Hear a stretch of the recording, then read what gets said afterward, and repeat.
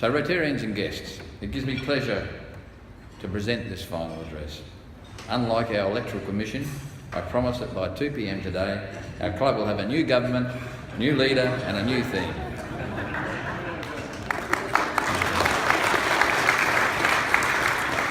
Today, to save time, I will comment only on highlights, and if I miss something or someone, please forgive me. It'll all be in the annual report. My commentary is made under 3 headings: the challenge of change, that's membership; economics and the capacity to serve, that's fundraising and all the associated things; and having fun, that's our fellowship and our meetings. I've chosen these headings because the analysis that we did at the beginning of the year showed that these issues are central to the achievement of our club's 3-year Good to Great plan, which is a journey we commenced right at the beginning of this year.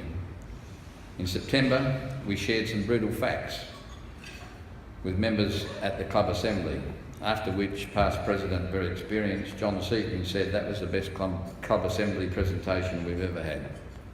It was very good, and mainly due to Vice President George Hall, who used his talents to present the facts, which launched us on an important change agenda.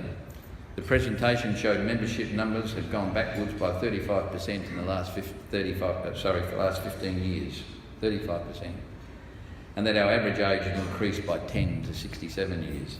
It also showed that we had very few female members and very few members under 50, with the majority close or over 70, and that our group is predominantly male and lacking in diversity. The message was clear: we must do something or perish. But it took until late December before we got around to doing anything. That was when Rotarian John Hendrickson presented a bombshell email saying, forget about growing membership until you bring in some changes to make the club more attractive to potential members. So in January, mindful that change brings uncertainty and fear, and because we wanted to bring our older members with us, we set up change consultation groups. And by early March, we decided to make numerous changes to our traditional meeting processes. By the end of March, we'd implemented all the changes, and finally, 16 years after the beginning of the new century, the Rotary Club of Adelaide had embraced the new millennium. We were ready to welcome new and younger members. On the 5th of April, Rob Falconer and the Member Engagement Committee staged a very classy information evening here at the Adelaide Oval for 88 guests. And since then, we've been steadily recruiting.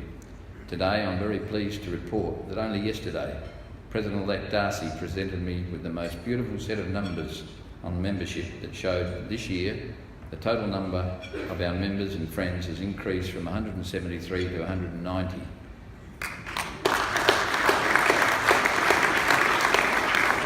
The number of females in our club has increased by 10, or up 36%, and the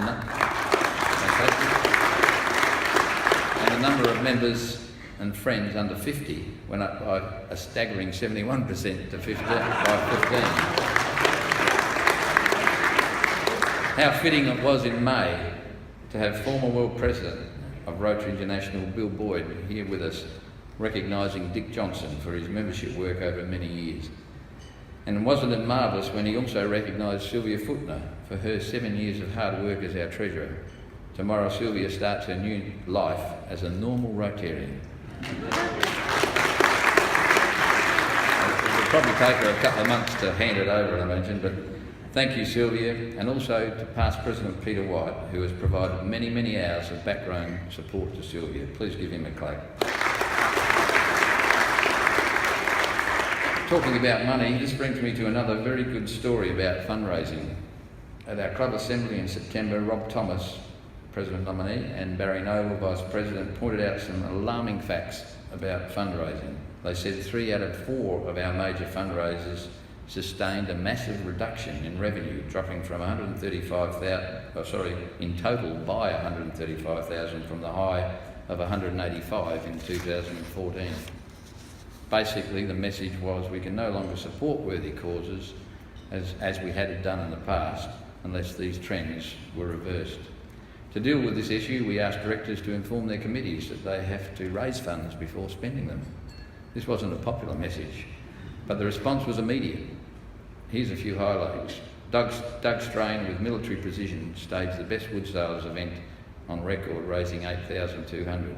Brenton Wittenbridge swung into action with his youth committees, funding all of our Rotary youth programs from a Sunday lunch that raised $8,000. The women of our club, led by Kay Dowling, raised over $5,000 from two very successful events to ensure our community service programs survived.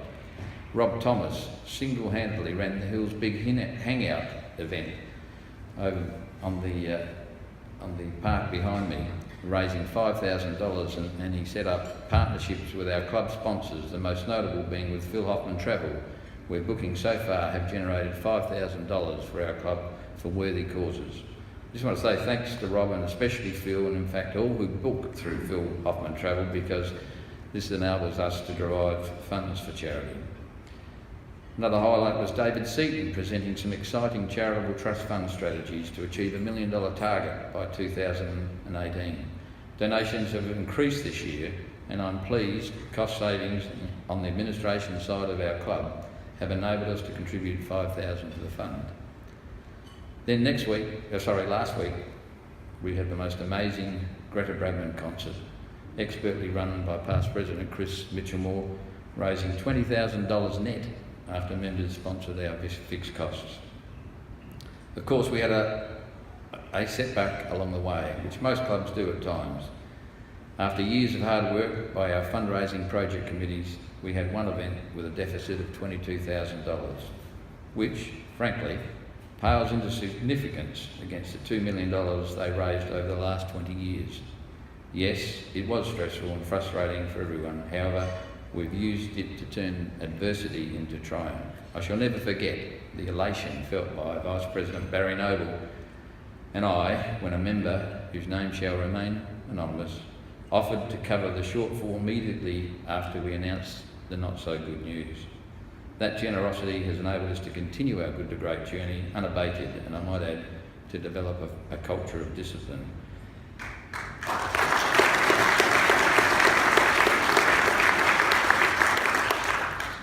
The gift has made a huge difference, and now we have a sensible risk management process, an independent panel in place to advise the board on project risk. There are many members in our club who give anonymously and serve in various ways. Some give time, some talent, some money, some their networks, and they do so without a desire for recognition, which is special and is the Rotary way. Today, can I say thank you to you all. Your gifts of whatever variety, little or large, are sincerely appreciated. In this regard, we must not overlook our Trailblazer by the Sea team, who are working ever so hard to develop what in time we hope to be a new major fundraiser. And I urge all members to support Peter Neal and his team in this work.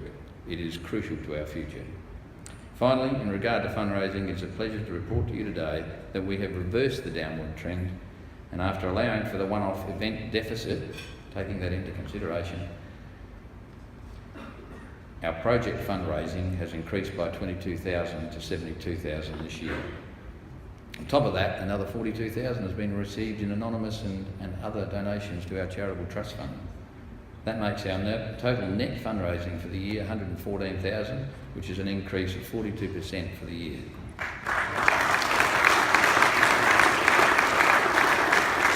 This is real progress, and with the support we received from our charitable trust fund, it has allowed us to fund worthy causes totalling $83,000 for the year. I won't list all our beneficiaries, but some service program highlights are worth sharing. Firstly, the Dylan Watson story. What a heartwarming, simple act of service that was providing travel and accommodation for a 14-year-old lad with a prosthetic leg. Thank you, Barry and Di, for that wonderful example of what service is about. Other highlights were our wonderful youth programs, for which we won the District Youth Service Award, Engineering and Science Challenge, led by Ollie, the Growing Rotaract, led by Costa, and also supported by Heidi, and the Magic Show, the Magic Show, led by David Mottram, which assists 2,000 children every year. And of course our Indigenous Youth Scholarship that Kay Dowling and others and Australian Rotary Health are organising, all went to that youth award. The East Adelaide Primary School Community Service Program was another highlight, which was the dream of our late member Graham Shearer. Thank you, Carol Proctor, for that. It brings a tear to my eye to think of that. Our assistance to the Hamley Bridge community to re-establish their swimming pool after the bushfire. Thanks, Brenton. I'm also delighted that a fellow named Reg Foster, who's actually here with us today, telephoned me about a month ago asking if our club would work with him to assist the people of Fiji following the cyclone Winston. We are now doing that, and I'm really pleased to say that soon Reg is going to become a member of our club. Good to see you here, Reg. Give him a clap, please. The final highlight in this area is our Developing International Global Grant Project to support underprivileged people in the southern Philippines, led by Darcy and past President Simon Drew. The last item is having fun. Before closing, I must comment on the highlights in this area in fellowship and meetings and the related administrative functions of our club. We started the year intent on ensuring that we continued last year's great reputation for enjoyable fellowship and meetings. In August, some of us had the time of our lives visiting 2 Philippine sister clubs, partying and Zumba. What stays in Davao City stays in Davao City. In May, it was fun in Clare when Kingmaker Nick Xenophon spoke to us, along with our member Steve Larkins, who thrilled the locals with stories of soldiers from Clare. Our monthly fellowship meetings are always enjoyable, thanks Brett, and our weekly speaker program has again been exceptional, adding vibrancy to our meetings. Last but not least, our communication teams have worked very diligently in the background, and a significant highlight, I believe, this year is our bulletin team. They've produced a product every week at no cost. Paul Denver and Tony Milne in particular have used their educational talents to serve us very well. In closing this address, can I say how privileged I feel to have been president in a year when we've had so many people offering their gifts to serve society and improve our club. Collectively, we have been a gift to the world. This year, we set out to be more vibrant, effective and proactive, and I sense we have achieved that. It has not been all beer and skittles, and we've had some ups and downs, a lot of blood, sweat and tears, and even some tears. But overall, we've started the Good to Great journey very well.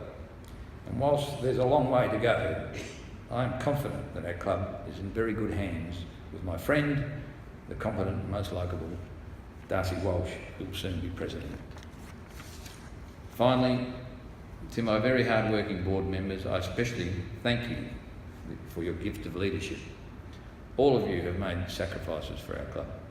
I especially wish to acknowledge my 2 vice presidents, George Hallwood and Barry Noble, who assisted me to handle some difficult situations, and also Secretary Reg, who has provided great support. Last but certainly not least, a very big thank you to my good wife, Chris. We can't do what we do in Rotary without the support of our families, and Chris has been always there to assist me and get the job done. Thank you all.